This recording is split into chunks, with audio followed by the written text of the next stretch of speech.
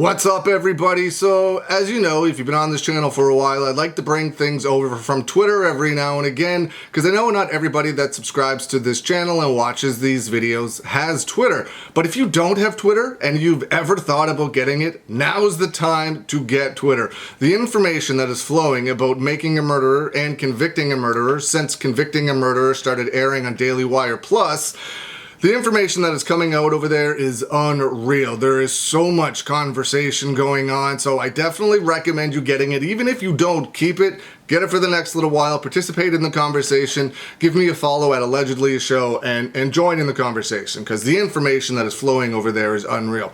But today's video is about Brendan Dassey's interrogation DVDs. Tracy, KEOGH2 on Twitter, and I will link their Twitter in the description, go give them a follow as well, who is a tremendous supporter of Brendan, tweeted this out the other day.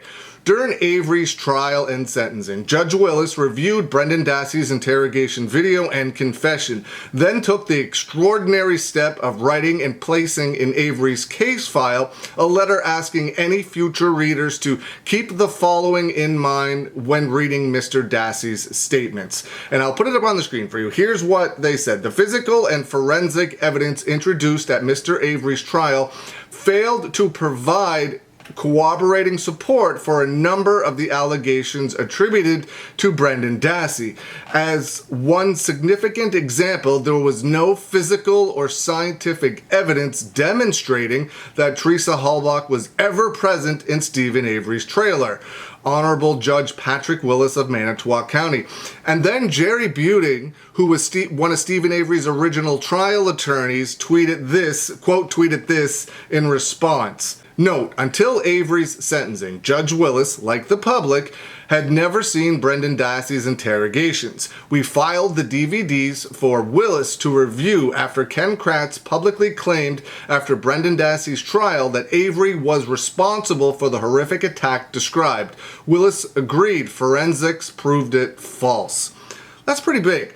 Even the judge was doubting that Teresa Halbach was ever in Stephen Avery's trailer. They haven't got to the Brendan Dassey section of Convicting a Murderer yet. That episode is likely going to be an extremely tough watch. Watching them, what in my opinion is completely railroading a 16-year-old with a low IQ that was being coerced by police, by investigators, being fed information, just essentially feeding back what the investigators, what police wanted him to say. That's still my opinion, and I know everybody out there doesn't agree with it, and that's okay. That's why it's my opinion and not your opinion.